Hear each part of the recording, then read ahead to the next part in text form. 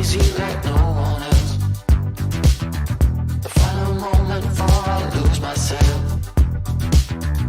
And it's no use working 9 to 5 if you want more than to stay alive. So come on over, we can make it through. Take my hand, I know just what to do. On the beat, keep dancing through the night. Stay up until the morning light, the morning light. Oh, so come on over, we can make it through. Take my hand, I know just what to do. On the beat, keep dancing through the night. Stay up until the morning light, the morning light. Oh, the morning light. Oh, I just wanna be your Superman. Come fly with me, just take my hand. Person's situation is different, and everybody needs a different specific house. So yeah, I think that just be patient.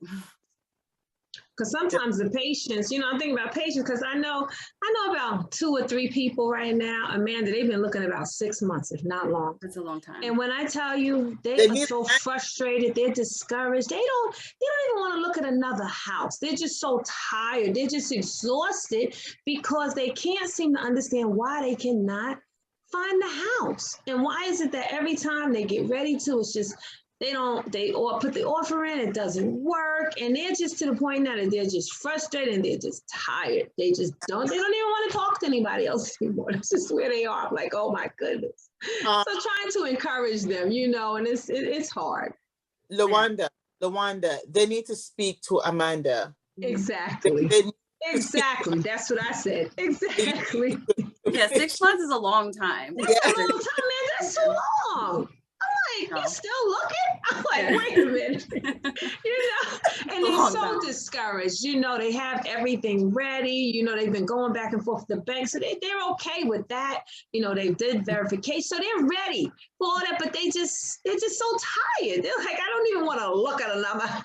Yeah, I mean, a lot of that has to do with the offers that are, they're, I don't know what price range they're looking at, but all of that is like stuff that your realtor should help you determine. Like, if it is in an area where people are offering over, well, then they're gonna have to tell you, look for a house that's 20 grand less than what you're willing to pay, because you're gonna have to go over that much. Like, there's like little things that you have to consider that, because you shouldn't be looking for 6 months or a year unless you're a very difficult person. But I mean, I don't think that's that's the case. No. These people want houses, they just need your help, and that's what as a realtor, you're that person for them. Right. Trust you to do those, help them with those decisions.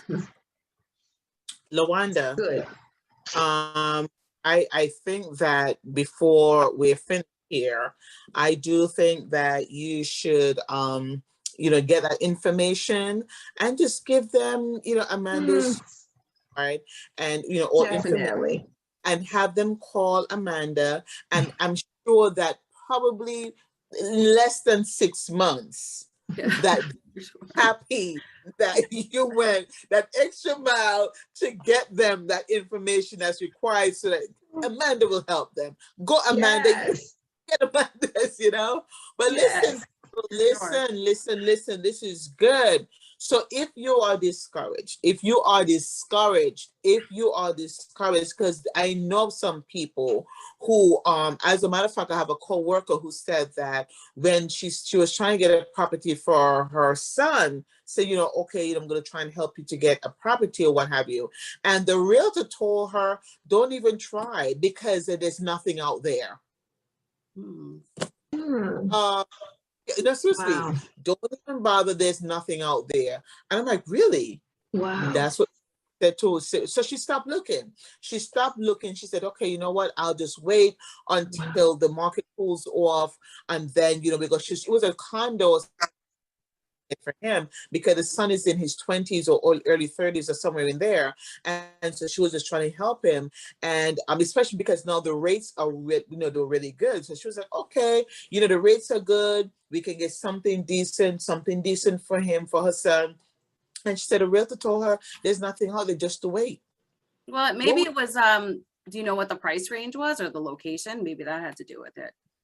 Okay, but that could be something That could, too. but she shouldn't say it like that. She should say, you know, this is, you know, that price range is difficult. Let's wait a year and see if, you know, things go down a little bit. Condos is a little difficult too, because most of them don't do FHA. So you have to have 20% down. And the condo, even the condos are not, you know, they're not dirt cheap anymore either. So, you know, but there's still good opportunity out there. You know, you can still get them. So I wouldn't tell my client, no, we can't do this. I've seen stop condos. looking, you know. Condos are almost the same prices like you're purchasing a one family house. They're crazy. The prices are absolutely quick to me. But I wouldn't buy a condo because I don't like the whole I don't like the HOA fees and all that. Oh, yeah, let's talk about that. The HOA fees, the homeowners association fees. Why? Well, because when you're buying a condo, you're doing that so you don't have to maintain the property. So it's easy for a lot of people. Like, I mean, I think, you know, I don't think it's a terrible idea because you don't have to take care of the lawn, you don't have to take care of the snow, you don't have to take care of the maintenance. If something breaks on the roof or something, that's on them, not you. So like that's why but you know, like you said, with the amount of HOA, yeah, it depends depends where you are and what they're offering. Do they have a pool? Do they have a gym? Or are they just charging you $400 for nothing for trimming the grass? Like, you know, do they have parking? All those type of things. So condos are not, and you can still find, you know, pretty decently priced condos, especially lower than a single family home right now, because they're, you know, those prices are rising. But that's the point of the HOAs is, you know, but if it's like an association that doesn't have anything, then yeah, it's like, what are you charging for? But yeah, that's, you know, it's maintenance basically. You don't have to take care of the property nearly as much as you do with a home. Okay, so the homeowners association do now, because I've seen I've heard where you have like say for instance the HOA fee is maybe you'll see it listed like when you know on Realtor.com or what have you, $26. Okay, $26. But I've heard where some people said, okay, you know, they'll increase it and it can go all the way up to whatever it is that they choose to. Do they have a cap on HOA?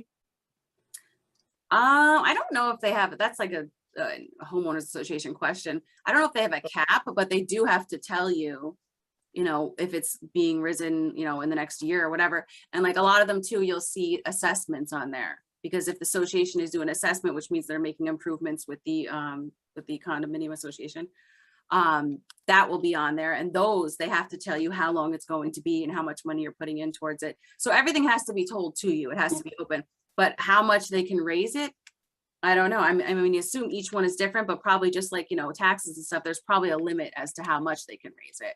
And, you know, it probably is affected, like, are they going to add a whole pool again or a gym or something like that? Then that I'm sure controls how much they can raise it as well. Oh, that's what that does. Okay, but I could cut my own grass. Well, they don't let you, so it's not an option. That would be good. That's not gonna work. You can't get out there with your own lawnmower. No. Become a board member and try to. Right. I'm saving you some time. You don't have to cut your own grass real quick for you. But I could grass and I could move my own snow. And it's never a lot of grass or snow because it's, you know, if it's a condo, it's not a lot of area there. Yeah, thank you. So if you'll probably have a little patch, you know, a little patch of grass.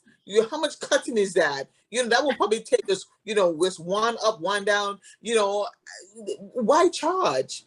Yeah. But I'll tell you what, Dawn, as you get older, you may appreciate having that. Because as you get older, you do not want, even if it's a little patch, you do not want to go outside mowing. You do not want to go outside cleaning up the snow. They may work out for, you know, for older people. I don't even want to do that now. So. Right. See? Yeah.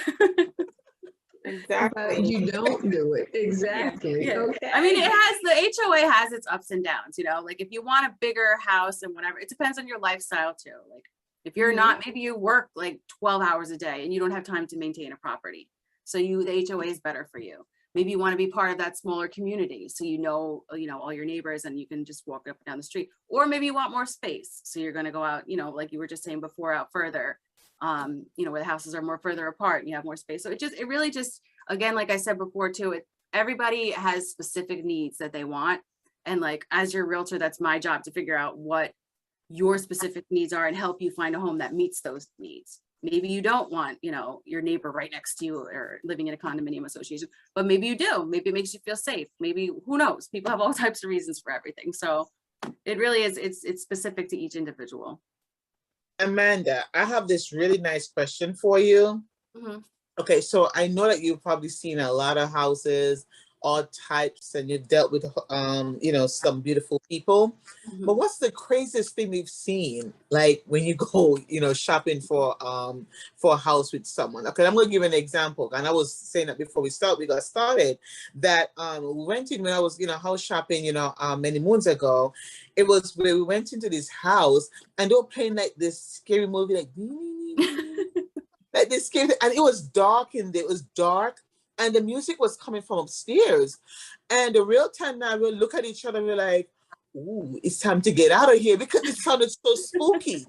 Yeah. I'm serious. It sounded so spooky, almost like you're in the Twilight Zone or something. You know, what's the craziest that you've seen? Because I know that there's some properties out there.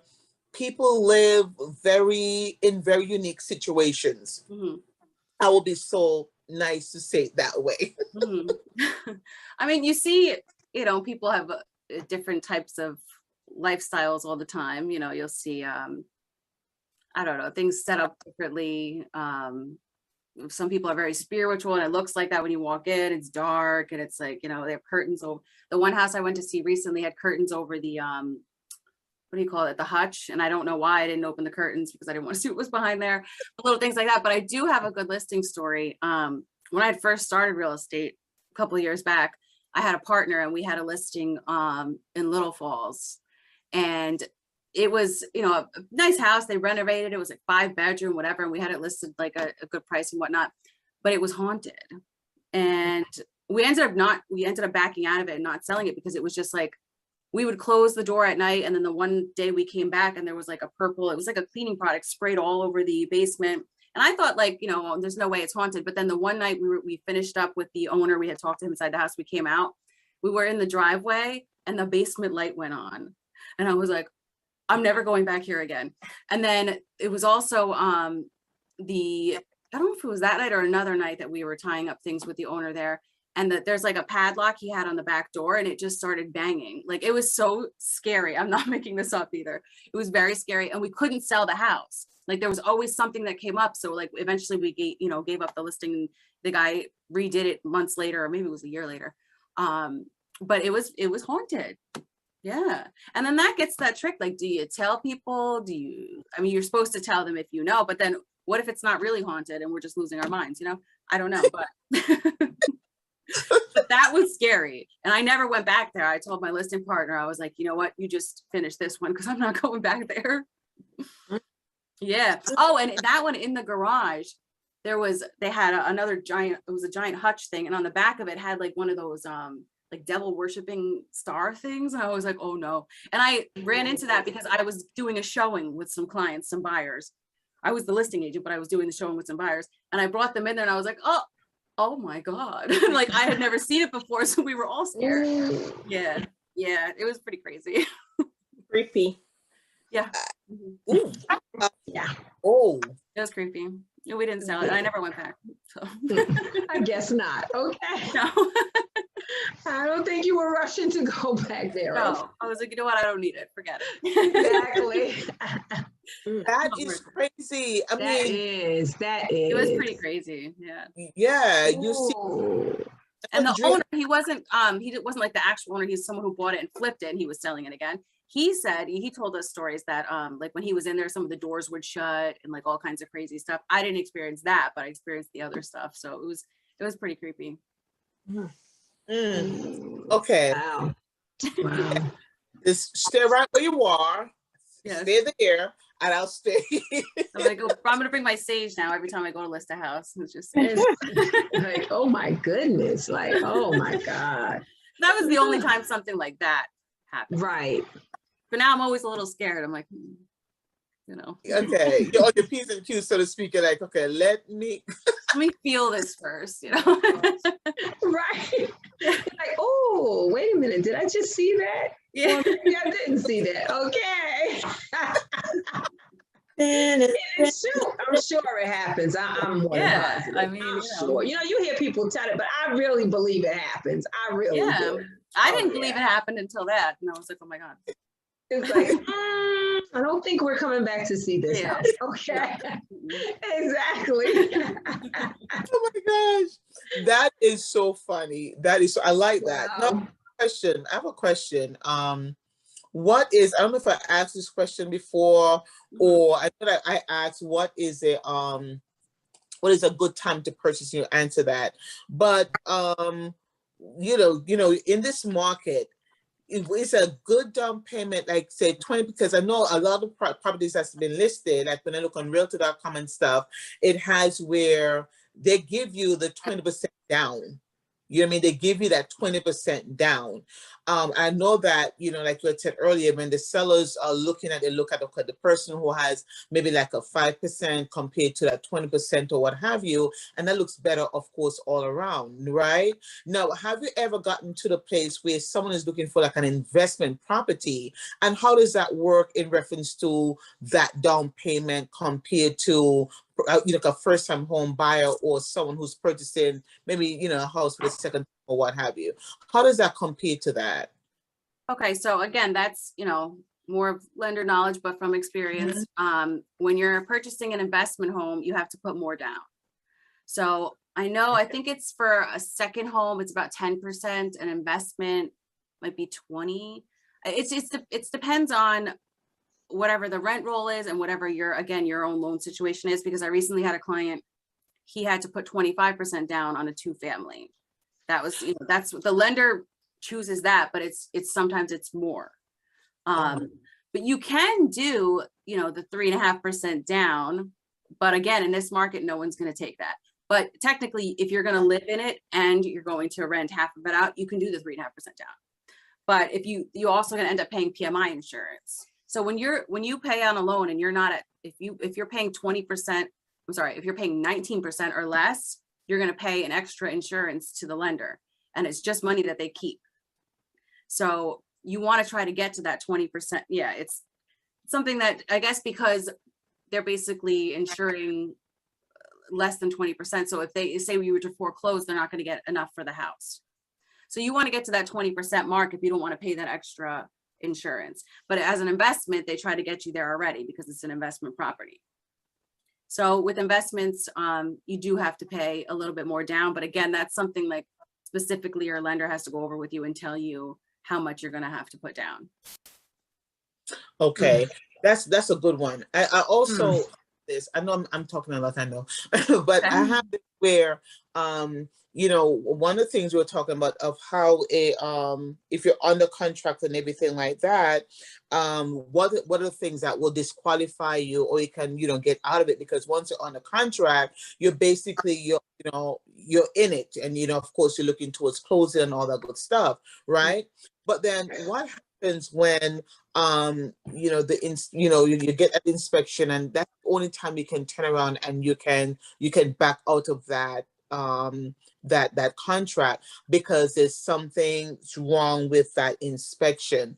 Now, what would you say to somebody who the inspection comes back and it's something that the seller would have to fix, but the seller did not do a good job? Do you want to ask them if they want to put monies at closing, if they want to do, like, say for instance, that the seller will put like a seller's concession? Okay, I did not get this fixed, but I could give you maybe some of the funds to it. Do you have anything like that? Well, they say, I'll give you some of the funds towards that, or I'll give you the funds towards closing so that you can take care of that? Or does it have to be a complete, straight deal where you have to fix that before we go into closing? No, so part of the negotiation after you get the inspection is whether you're going to ask them to repair it. You give them both options. You say either you can repair these things for me, or you can give me, and you have to give them a number, this amount of money, so I can repair it myself. And yeah, it's not like a check is handed to you to make these repairs. It goes towards your closing costs. So you'll have to bring less money to the closing table. So in the end, yes, you are getting money back. But yeah, that's, I just lost trains of thought. What was I talking about? Come back. I gotta go back. Yeah, so with the inspection, you can ask for a credit or you can ask them to repair it. And you can have, you know, I've had clients who go and have to hire different inspections. Like say the inspection came back with, because the general home inspector does a general home inspection. But if you want like something deeper, you have to hire an electrician. You have to hire, you know, an HVAC guy. Right. You have to hire someone for these specific things. So, you know, I have clients who do that, or like, or someone who checked the chimney, like, you know, these little things. Some who do that, and then you can negotiate from there as well, because you have the actual quote from that specific person. If it's something major, but like we said before, if it's like a broken window or like, you know, the bedroom door is not there or something like that, like no one's going to really, you know, make a big deal about those. Right. But if it's something major, like, you know, you didn't know that the roof was leaking, you want that, you more than likely you're going to want that repaired so that you know it's ready. Or if you do a tank sweep, which is something a lot of people do now just to make sure there's no tanks, that seller should remove that tank. And that could be costly too. It's like $1,200. But you want to do the tank sweep because you want to make sure that the soil is not contaminated either. So that's another big thing with inspections, is to get a separate tank sweep. And I think those are like $250 for the inspection. These are just estimates, of course. But to take it out is, you know, a little bit more expensive. So that's something you want the seller to do, because that too, back to the FHA loans, that will be something that they won't approve. Exactly. That would explain. It's so funny because it would explain some things, because when we first looked at one of the houses that we had first looked at, the oil tank was in the ground. And we ran into so many obstacles. They didn't want, they were like, that tank has to come out the ground. They were not going to give us the mortgage. They were determined that tank had to come out that ground. They didn't care. It wasn't even insurance coverage. Same thing. They wanted the tank out of the ground. They did not. So, long story short, the seller, you know, he did not want to pay for it to be taken off the ground. So you know what? We took it off the table. We took the offer off the table. We said, no, we're not going to do it, because the realtor advised us I would not do it. If he is not going to take that off, and, you know, and I'm glad that that's what she, you know, had explained to us, that no, I would never let you go into something like this, especially you're going in with problems. They're not even going to give you the mortgage, nor to less the insurance for it. So I know we did run into that problem, definitely, because the oil tank was in the ground and he did not want to pay to have it taken out at all. Nope. Yep. And he has to, because all the other lenders are going to have the same issue with that. So it's like, and then unless you want to take it out yourself, but it's like, wait, why won't he take it out then? Is there a bigger issue? Is there soil contaminated? So then it's like, all right, I'm just going to walk away from this. And you have the right at that point, because that's a big issue. Yeah, we walked away. Yeah, exactly. This is good. I love it. This is good. This is good. This was so much information, so informative. Amanda, I'm telling you, a wealth of knowledge. This is good. Appreciate you so much. Oh my gosh. Yes, thank you. I know that you guys out there, I knew you had your pen, I knew you had your papers. I know that you were writing these things down, because I was even taking notes myself. And I know this was a great session. I knew that you know, Amanda, I mean, I'm just loving this. This is so good. I'm telling you, this is good stuff. You know, thank you so much, Amanda, for just, you know, coming on and sharing with us and giving us all of this wisdom, giving us all of this knowledge, giving us all of this information. Listen, you have got to get in touch with Amanda. Amanda, please tell our viewers how they can get in touch with you, so that they can come on and Lawanda, get your neighbor, whoever those persons are, to get in touch with Amanda, so that she is a special lady. She is good. She's caring, and she'll make sure that you get into that property that you so desire. So Amanda, in our exit, please tell the people how they can get in touch with you. Give them your information so that we can get them into that property. It's on you. Sure. So my direct cell phone number is 201-456-1842. And you can text me or call me anytime, or if it's easier, you can email me, and that's just my name, which is Amanda and then my last name, which is T as in Tom, O-L, V as in Victor, E, and closes.com. So it's Amanda@tolvecloses.com. And the phone number again is 201-456-1842. This is good. Got So, it. ladies and gentlemen, there you have it. Good. Amanda Tolve, and I'm going to repeat this again. She said it twice, but I'm going to say it again because sometimes you may need to get it a third time. Her phone number is 201-456-1842. And I'm going to repeat that. It's 201-456-1842, and her email address is Amanda, that's AMANDA at, you know, the at sign, Tolve, that's TOLVE, closes.com. You have all of the information. Please, please, please reach out to Amanda. She will get you into that home that you desire. She will. We know that she will. That's why she's on here, and that's why she spoke so eloquently to you. She gave you all that information. Trust me, you're going to love it, and you're going to tell your friends, you're going to tell your neighbors, you're going to tell everybody what Amanda has done for you. So once again, thank you so much for joining us. Thank you so much, Dree. Thank you so much, LaWanda. And again, thank you so much, Amanda, for your wealth of knowledge. We appreciate you.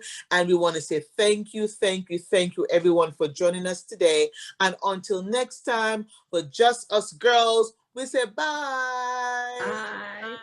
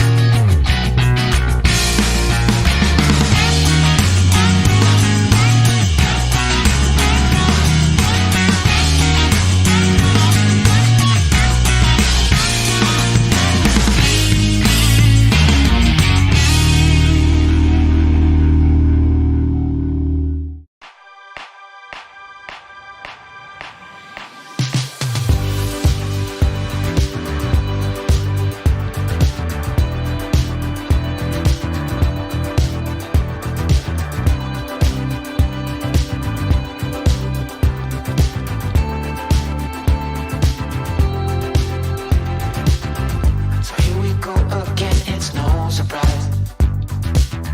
'Cause we know better than to roll the dice.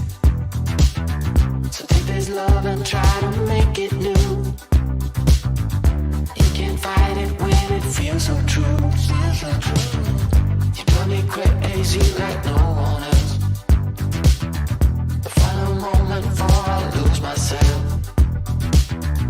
And it's no use working 9 to 5 if you want more than to stay alive. So come on over, we can make it through. Take my hand, I know just what